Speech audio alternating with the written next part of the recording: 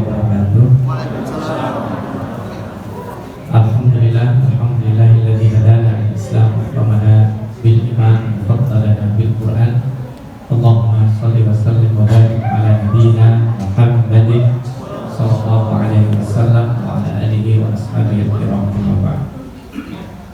Para tokoh dan pimpinan paguyuban keluarga Allah, baik yang sedang peralihan ataupun yang baru terpilih, kita doakan semuanya mudah-mudahan Allah berkahi usianya dan pengabdiannya. Kita semua yang ada di sini termasuk keluarga-keluarga yang berkahi Allah, dijadikan orang-orang yang bertakwa selama-lamanya. Amin. Bapak Ibu hadirin sekalian, karena ini jelang buka itu biasanya fokusnya udah agak terang gitu ya. Maka kita buat santai aja. Judulnya itu tidak usah terlalu pikir. Kita bicara tentang halal lifestyle.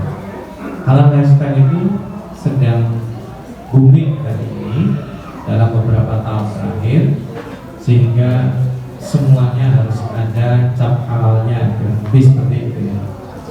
Apa sih urgensinya kita hidup dengan cap halal itu? Apakah buat gaya-gayaan saja atau memang itu merupakan tuntunan dari Allah SWT? Yang pertama, mari kita lihat surat Al-Baqarah 168. Allah SWT berfirman di surat Al-Baqarah 168, A'udzubillahi minasyaitonir rajim, ya ayyuhan nas. Itu panggilannya kepada manusia. Ya ayyuhan nas, itu panggilannya adalah untuk makan kulu mimma fil ardi halalan thayyib. Makanlah dari apa yang ada di bumi halalan thayyib. Subhanallah. Ini panggilan yang 168. Kalau tidak salah setelah 10 ayat setelah itu di 170-an ya, saya lupa tepatnya, Allah memerintahkan kita, ya ayyuhalladzina amanu kulu min thayyibati ma razaqnakum. Apa bedanya antara dua ayat? Yang pertama, halal lifestyle itu kebutuhan semua manusia.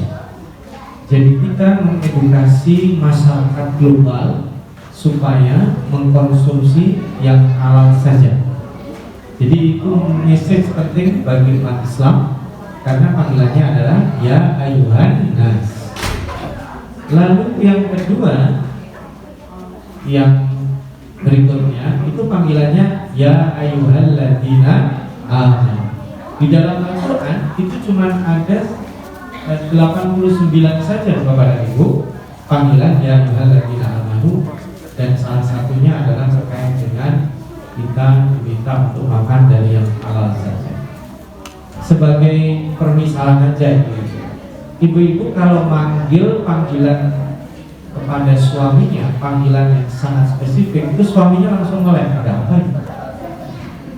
Biasanya panggil biasa aja, tapi kalau ada panggilan yang sangat spesial, itu pasti suaminya langsung ada apa nih kira-kira? Betul ya? Kalau ada panggilan spesial, itu pasti yang dipanggil merasa ada sesuatu. Maka pada saat kita dipanggil ya ayyuhalladzina amanu kulu min thayyibati ma razaqnakum, diulang lagi dari panggilan ya ayyuhan nas dan beberapa ayat sebelumnya. Karena bedanya kalau yang kedua itu sangat-sangat dalam. Artinya, wahai orang yang beriman, makanlah dari yang paling thayyib, paling halal yang kami berikan rezeki kepada kalian. Ini subhanallah.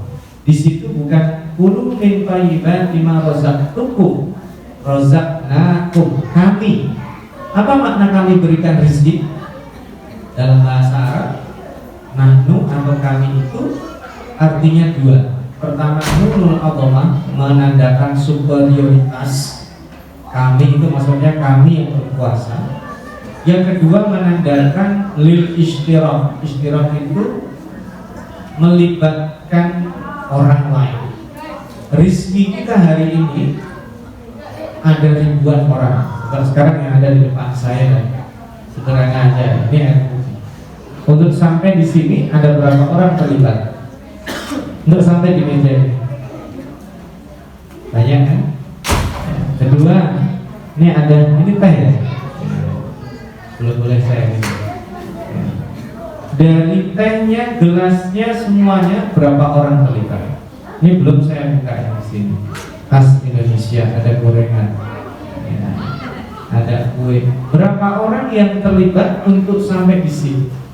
Baju yang saya pakai dari petani kapasnya, pemipal benang, penjahit kainnya, terus sampai ada di tempat saya, di badan saya ini, berapa orang? Maka kenapa kita diminta untuk menjadikan halal lifestyle ini sebagai tuntunan sebelum sebagai gaya? Gaya itu tidak harus negatif, positif, ya harus halal dong. Hari ini kita nggak halal, rugi, tanggung sedikit rugi. Kita full total halal. Maka halal itu bukan sekedar kita perlukan catnya, tapi itu akan berpengaruh pada gaya hidup kita. Kalau kita hati-hati terhadap semua yang ada melekat pada kita, satu materinya, dua cara mendapatkannya, ya, dan yang ketiga cara menggunakannya. Ada tiga. Kalau untuk makanan itu yang paling utama, makanya di situ kulu makanlah. Karena cobaan utama manusia itu adalah sedikit dari rasa lapar dan rasa takut. Al-Baqarah 155. Jadi kalau ditarik sebelumnya, tadi kan 168, ditarik 12 ayat atau 13 ayat sebelumnya, walana buluwannakum bisyai'in minal khawfi wal ju'. Manusia itu diuji oleh Allah sedikit dari rasa takut dan sedikit dari rasa lapar. Kalau orang beriman, dia lapar, nggak langsung sikat, dia cek dulu. Ini halal. Maka Imam Syafi'i dikenal sebagai orang yang warak. Pada saat beliau berkunjung ke rumah almarhum, ya, gurunya Ahmad, gurunya, putranya Abdullah, itu hebat. Imam Syafi'i itu dikenal orang yang zuhud, warak, tapi kenapa di tempat saya makannya lahap sekali? Dan begitu beliau pada saat masuk kamar subuh pagi sholat tidak wudhu lagi. Ditanya, kenapa Anda makan lahap di tempat saya? Kata Imam Syafi'i, saya makan lahap di tempat ini karena saya tahu siapa yang menyembuhinya. Yang menyembuhinya adalah orang bertakwa, itu akan menjadi obat dan keberkahan. Makanya kalau yang menyembuhi makanan orang yang bertakwa, habisin. Tapi jangan bungkus kalau tidak disuruh. Bungkus mah budaya kita. Habisin. Karena itu berkah. Orang yang bertakwa menyuguhkan makanan yang betul-betul halal. Nah, itu kata Imam Syafi'i. Maka halal lifestyle ini menjadi penting. Kalau kita tarik lagi terus, pernah dengar ribut-ribut Al-Maidah 51 Bapak dan Ibu kembali mendengar ya? Kenapa orang itu ribut di Al-Maidah 51 dan banyak gak nyambungnya? Karena menadaburi surat Al-Maidah gak dari ayat 1. Ya ayyuhalladzina amanu, tadi berapa kali disebutkan dalam Al-Quran? Oh, ini udah gak fokus. Sudah gak fokus. Berapa kali tadi? 80. Hah? Ada yang 87 berkurang 2. Padahal baru berapa menit nih? 89. Ada yang nyebut 87 tadi berkurang 89 kali, 16 kalinya itu disebut di surat Al-Maidah. Itu paling banyak. Satu surat paling banyak disebut ya ayyuhalladzina amanu di surat Al-Maidah. Al-Maidah itu artinya apa? Hidangan yang siap dimakan. Gini nih Al-Maidah. Kalau Al-An'am itu mentahannya, binatang-binatang ternaknya. Kalau Al-Maidah siap makan. Ya, aslinya Al-Maidah itu makanan daging siap makan. Kalau gorengan nama ini tidak disebut Al-Maidah sebenarnya. Tapi nggak apa-apa, ini Al-Maidah juga siap makan. Kita nggak masak dan nggak racik ya. Siap makan itu adalah hidangan. Nah, nomor 1 ayat 1-nya bunyinya apa? Surat Al-Maidah. Ya ayyuhalladzina amanu, apa bunyinya? Aufu bil uqud. Artinya, wahai orang beriman, penuhilah janji, komitmen dengan kontrakmu. Penuhilah apa yang kamu komitmen atau janji-janji. Itu koma, tidak diputus. Berikutnya apa? Uhillat lakum bahimatul an'am. Bicara tentang makanan halal. Apa hubungannya makanan halal dengan komitmen dengan janji? Oh, makna komitmen dengan janji itu sesuai dengan panggilan, wahai orang yang percaya sama saya, sama aku, kata Allah. Buktikan kamu komitmen. Pembuktian komitmen nomor 1 adalah makan makanan halal. Kita di Qatar tidak terasa, tapi ibu pergi ke Beijing, pergi ke Thailand, pergi ke Filipina, pergi ke tempat-tempat itu teruji di situ, lapar. Nah, udahlah bismillah aja, halal insyaallah dengan bismillah. Ada yang begitu madhabnya. Ada madhabnya dengan bismillah halal, ada juga. Nah, padahal kan nggak begitu. Apa tadi? Nomor 1 materialnya halal. Yang kedua, cara mendapatkannya juga halal, cara pengolahannya juga halal, cara menyajikannya juga halal, semuanya halal. Sapi halal. Tapi kalau disembelihnya dengan 3 cara secara yang disyariatkan, jadi tidak halal. Oke, sapinya halal, disembelihnya halal, beli uangnya pakai mencuri, jadinya haram. Oke, uangnya tidak haram, tapi disajikannya sambil pesta-pesta, yang di situ ada alkoholnya, di situ ada maksiatnya, jadi haram juga. Jadi ini bukan sekedar makanan, tapi akan mencerminkan gaya hidup. Ya. Orang yang makan uhillat lakum bahimatul an'am itu nanti enak diajak berikutnya tuh, menegakkan keadilan di ayat 9, nanti berbicara tentang kepemimpinan di ayat 51, baru nyambung. Lah kalau langsung digas,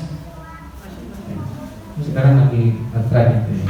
Anak saya kemudian dari oke gas gitu. Kalau langsung digas, ayat 51 dibahas, tidak membahas ayat 1, enggak itu. Orang yang tidak terbiasa disiplin di dalam menjaga makanan halal akan sulit untuk diajak berbicara komitmen yang lain. Ini jujur Bapak dan Ibu, mulailah dari makanan yang paling halal. Makna thayyibat itu apa? Gini, kita ini diberi rezeki oleh Allah. Kalau kita lihat lagi surat Al-Baqarah di awal-awal juz 3 itu ada bunyinya begini. Sama, ya ayyuhalladzina amanu juga. Ya ayyuhalladzina amanu anfiqu min thayyibati ma kasabtum wa mimma akhrajna lakum minal ardh. Wahai orang yang beriman, infakkan itu termasuk juga kepada anak dan istri. Ya, itu nafkah paling wajib pertama kali. Yang kamu diberi oleh Allah dengan kasab itu adalah rezeki yang predictable. Makanya kasab itu kalau dalam bahasa zakat profesi. Dan yang kedua, selain yang kasab, yang predictable, wa mimma akhrajna lakum minal ardi, dari yang unpredictable, yang tidak bisa diprediksi.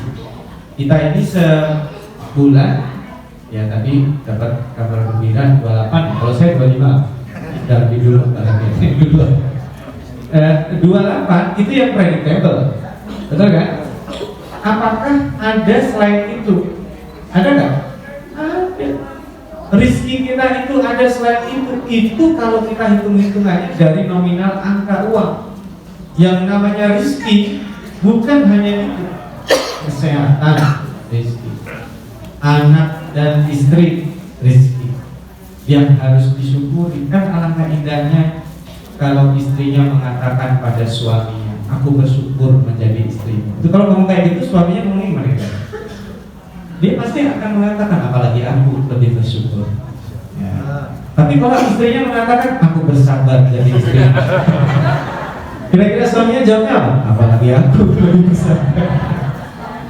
Tapi untuk bersyukur perlu prosesnya sabar. Nah sekarang Bapak dan Ibu saya tahu ini sedang bersabar atau sabar dan syukur. Nah maka kalau dari tadi yang diprediksi, yang diprediksi, yang tidak diprediksi, kita tahu sesuai dengan keilmuan kita, ya Allah ini yang paling halal, langsung tidak pakai tunda. Itu yang kita gunakan untuk makan. Kalau dalam rezeki kita ada yang di bawahnya, ya tingkat kehalalannya mungkin kalau 100% dari ini mungkin sulit. Kita 90% kita gunakan. Yang halalnya 70-90% kita gunakan selain makan. Jadi semakin ke bawah tingkat kehalalannya, kita tahu cara tasarrufnya. Nanti ada harta haram yang memang kebetulan kita dapat, tidak bisa menghindar. Ada cara solusi untuk menyalurkannya. Nah yang menjadi musibah, ini tiap bulan Ustaz saya dapat ini yang haram. Berarti harus dikoreksi, kok bisa setiap bulan saya dapat limpahan harta haram. Ya kalau di sini alhamdulillah Bapak dan Ibu, kalau di Indonesia itu gocek-gocekan ke sini kena, tapi haram nih, diambil nggak ya ini? Gocek ke sini, wah haram ini, subhat ini minimal. Susah kita hari ini. Bahkan sampai ada slogan, Ustaz yang haram aja susah, Ustaz, apalagi yang haram. Salah. Dibalik itu susah karena haram. Kalau halal insya Allah mudah. Nah persepsi itu akan mempengaruhi cara pola hidup kita nanti. Anak-anak yang diberikan rezeki dari yang halal berkah. Dan kita doanya Allahumma qina bihalalika an haram wa qina bifadlika an siwa. Cukupkan kami dengan yang halal ya Allah supaya enggak kelirik yang haram. Bapak-bapak sudah punya istri, cukup aja sama ya. Tidak perlu ya. Tidak perlu yang syubhat. Lebih serius. Tapi gini Ibu. Tapi Ibu juga harus tahu. Ibu-ibu perlu tahu surat Ali Imran ayat 14. Ada yang tahu bunyinya surat Ali Imran ayat 14? Ada yang tahu? Yang kayak ditanya surat udah lapar susah. Surat Ali Imran ayat 14 Ibu-ibu bunyinya apa? Zuyyina lin-nasi hubbus syahawati minan nisa. Kira-kira ayat ini khusus untuk bapak-bapak atau juga untuk ibu? Untuk laki-laki dan perempuan. Ayat ini sama. Sekalipun tertulis di situ manusia dihiasi syahwat terhadap perempuan, ini ayat tidak hanya untuk laki-laki. Saya akan coba buat analog sekarang. Ibu-ibu, bapak, saya bapak-bapak juga. Kalau ada laki-laki umurnya 27 sama 72, perempuan cantik lewat, insya Allah dua-duanya sepakat. Itu laki-laki. Saya sih belum sampai 72, tapi itu fitrahnya begitu. Nah sekarang saya balik, kalau ada perempuan 27 sama 72 mau keluar dandan dulu nggak kira-kira? Gak bisa dong kita bilang, ya nenek-nenek ngapain dandan. Tapi fitrahnya perempuan ingin tampil cantik. Kira-kira nih kalau bapak-bapak aja ibunya keluar jam 7, itu pengumumannya jam berapa? Ngajak ibu-ibunya keluar jam 7, pengumumannya jam berapa? Kayak teknik pesawat lah. Tapi kalau jam 7 keluar, setengah 7 bapaknya dibilangin masih tiduran. Jam berapa sekarang? Setengah 7, masih santai. Jam 7 kurang 5 kasih tahu udah siap, itu jam 7 di depan. Karena persepsinya beda. Nah, maksud saya gini Bapak dan Ibu, kita laki-laki dan perempuan di dalam rumah tangga balik lagi ke tema, menjaga pola hidup halal dengan persepsi yang berbeda. Kalau laki-laki dia ditugaskan untuk menjangkau jangka yang panjang dan besar, sementara perempuan mengurus detail-detailnya, maka kolaborasi antara laki-laki dan perempuan ini di dalam satu rumah tangga akan menjaga kualitas SDM. Kalau tidak selalu ya yang mencari nafkah laki-laki, tapi laki-laki itu wajib ikut. Kalau ibu-ibu tidak mencari nafkah, tidak dosa. Tapi kalau bapak-bapak tidak mencari nafkah dengan sengaja, itu sudah berdosa. Tapi kalau bapak-bapak mencari nafkah yang halal, itu berjihad. Luar biasa.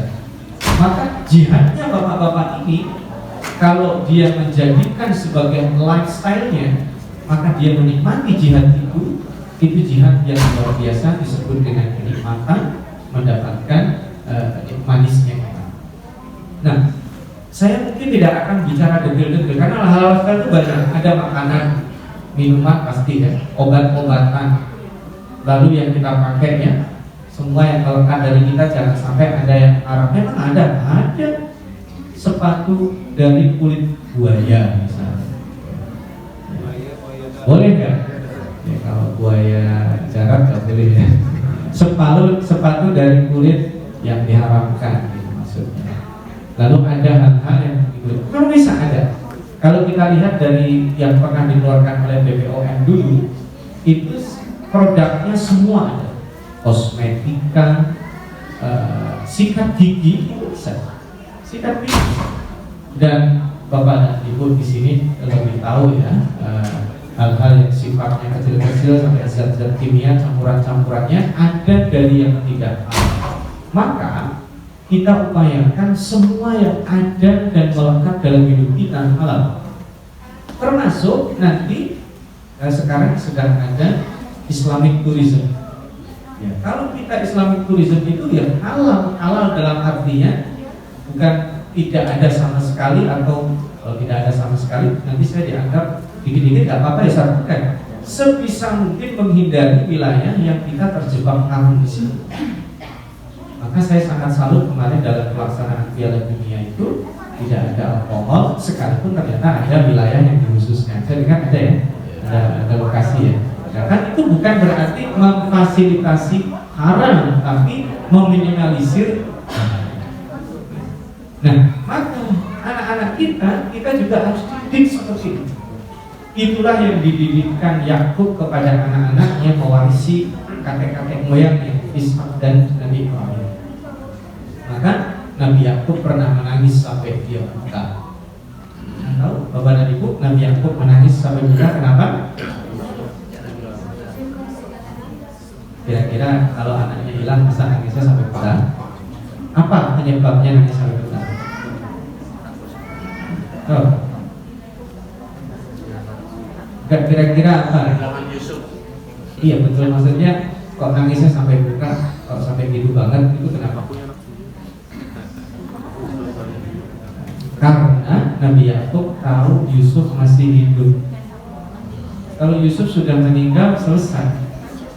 Yusuf yang masih hidup itu, dia menyembah siapa, itu yang membuat cemas Nabi Yakub. Dan itu yang harus kita lakukan ketika anak-anak kita jauh dari kita. Nah, kalau anak kita merantau, pertama kita telepon, kita tanya apa? Harusnya itu. Nah, di situ gimana sholatnya? Tapi rata-rata orang kalau anaknya jauh ditanya, nah gimana makannya di situ? Gimana tidurnya di situ? Itu kenyamanan boleh ditanyakan, tidak haram. Tapi nomor satu adalah terkait dengan security awareness-nya adalah tentang ketuhanan. Itu yang membuat Nabi Yakub menangis sampai buta. Tapi ingat, sekalipun Nabi Yakub sering dicap sebagai orang cengeng, kita terlalu lancang. Padahal beliau itu sangat-sangat menikmati kesabarannya. Karena Nabi Yakub mengatakan fasobrun jamilun.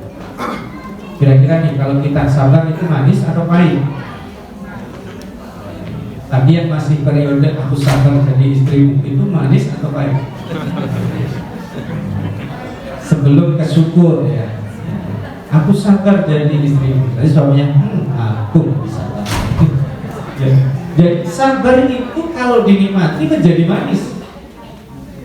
Kesabarannya Nabi Yakub kehilangan anak-anaknya. Dan begini, Nabi Yakub alaihissalam ketika Yusuf dikabarkan dimakan serigala, anak-anaknya kan membawa baju Nabi Yusuf, betul ya kawan? Ada darahnya, bukan darah Nabi Yusuf kan? Tapi di situ ada yang teledor mereka. Baju Nabi Yusuf yang ada darahnya itu masih utuh. Aduh, Pak, saya masa serigala terlalu sopan suruh nyopot baju. Kan harusnya kan kalau berdarah-darah bajunya robek. Tapi Nabi Yakub di luar ekspektasi mereka akan dimarahi kita. Dan Nabi Yakub tidak.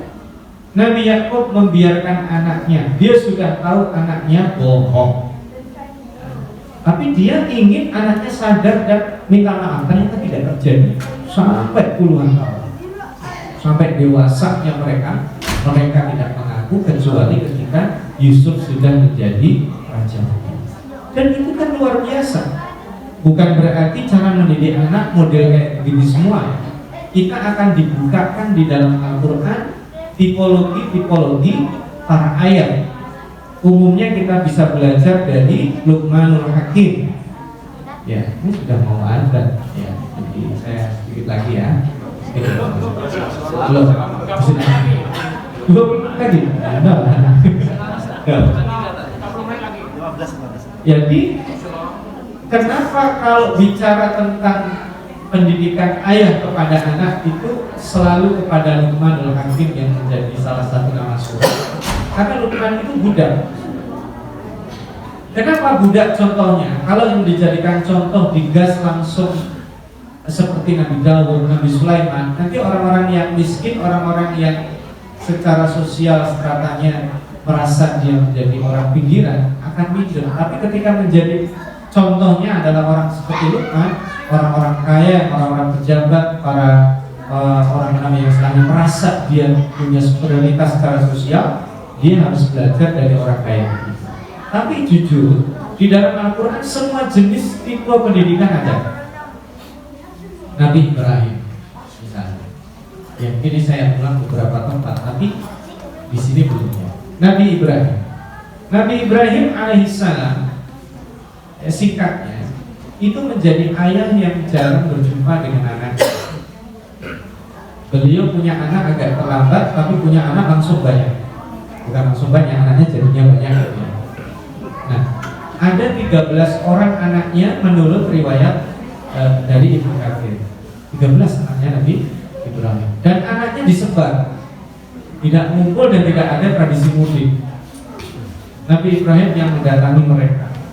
Nabi Ismail termasuk salah satu nabi yang hanya mendapatkan kunjungan seumur hidupnya. Sekali lagi, seumur hidupnya cuma dikunjungi 5 kali saja. Kira-kira ada nggak ayat-ayat begitu zaman sekarang? Hampir nggak ada kan? Ya ada, tapi kalau sampai ada kayak gitu pasti bahkan dicap sebagai ayat nggak baik. Tapi Nabi Ibrahim itu cuma 5 kali mengunjungi Ismail seumur hidupnya. Itu kunjungan yang berkualitas sekali. Salah satu kunjungan berkualitas yang saya ajak Bapak dan Ibu untuk merenung pada saat Nabi Ibrahim mendapatkan perintah untuk menyembelih Ismail. Kalau tujuannya adalah terlaksana penyembelihan, kira-kira nih, kalau kita yang kita lakukan apa? Kalau memang kita ingin mencintai Allah, kasih obat tidur, sembelih, selesai. Betul ya? Kalau tujuannya terlaksana kan itu ya. Tapi apa yang telah terjadi? Nabi Ibrahim dengan berani menyampaikan itu kepada anaknya. Kira-kira ini kalau anak kita bilang begitu, apa yang terjadi? Ayah dapat perintah buat beli kamu. Nah, kira-kira gimana jawabannya kita? Bapak aja. Jadi itu maknanya kekuatan spiritual yang dahsyat dan redaksinya luar biasa cara menggambarkan Al-Quran. Inni ara fil manami anni asbah. Aku melihat di dalam mimpi menyembelihnya. Kata Ismail apa? Ya abadi. Itu panggilan sayang, padahal jarang ketemu. Berarti terkoneksi. Yang kedua, if al-matuqat, kerjakan apa yang diperintahkan. Berarti dia paham siapa yang memerintahkannya. Dan itu yang menjadi penting bagi kita adalah kuatnya spiritualitas Nabi Ibrahim alaihissalam. Nah, apa relasi dari yang kita bicarakan hari ini dengan para ayah dan para nabi yang tadi disebutkan adalah menjadi pola dan gaya hidupnya. Orang kalau makanannya haram, yang ada ini haram, itu ke bawah stylenya ke bawah. Mungkin bawaannya marah-marah, banyak gak benarnya, idenya jadi ide yang jelek-jelek, bisa jadi. Tapi Nabi Ibrahim alaihissalam dengan kekuatan spiritual seperti itu tidak ragu menyampaikan itu kepada anaknya, dan jawaban anaknya mungkin kalau bahasa sekarang di luar ekspektasi. Dan puncaknya ketika beliau mengatakan satajiduni insyaallahu minas sholihin. Itu luar biasa. Maka menjadi sangat penting Bapak dan Ibu menggawangi keluarga kita ini dengan yang halal. Maka hati-hati kalau sampai ada terbetik keinginan berpaling dari yang halal, segera kita mitigasi. Jangan sampai nanti kita membisiki untuk mendapatkan apa aja, makanan dan lain sebagainya dari sumber yang tidak halal, karena itu nanti akan berpengaruh baik secara psikis maupun secara biologis. Nah, Bapak dan Ibu hadirin sekalian yang dirahmati Allah Subhanahu wa taala, ada satu hal menarik dari Nabi Ibrahim. Nabi Ibrahim ini bukan hanya menjaga sesuatu itu dipastikan halal, tapi Nabi Ibrahim punya kekuatan apa tadi? Spiritualitasnya. Beliau mendoakan anak-anaknya. Dan ini yang mungkin kita anggap itu kan sudah dari saya lakukan. Mungkin mendoakan anak itu bukan sekedar kita pada saat sholat, pada saat sendiri. Kita elus anak kita, kepalanya kita doakan pada saat dia tidur, kita doakan sebelum kita bangunkan dia, mumpung masih kecil. Karena kalau sudah besar aneh katanya. Anak kita udah gede, cara bangunkannya dielus kepalanya. Kira-kira mau gak dong? Anak kita akan aneh nih, ayah kok aneh banget ini gitu ya. Ya. Jadi mumpung yang masih punya anak, tapi ada anak saya udah gede semua, cara lain tetap spiritualitas kita itu terkoneksi dengan anak-anak kita dengan Allah. Nah, saya akan highlight satu doa Nabi Ibrahim saja yang dikabulkan oleh Allah Subhanahu wa taala, yaitu surat Asy-Syu'ara ayat 84. Ibu dan Bapak bisa buka nanti surat Asy-Syu'ara ayat berapa tadi? 84. Apa bunyinya, ada yang tahu? Waj'alni lisana sidqin fil akhirin. Itu doa Nabi Ibrahim. Ya Allah, jadikan aku buah tutur yang baik bagi orang-orang yang datang setelahku. Jadi Nabi Ibrahim punya proyek mengekalkan nama baiknya. Itu luar biasa. Itu doa yang sangat dasar sekali.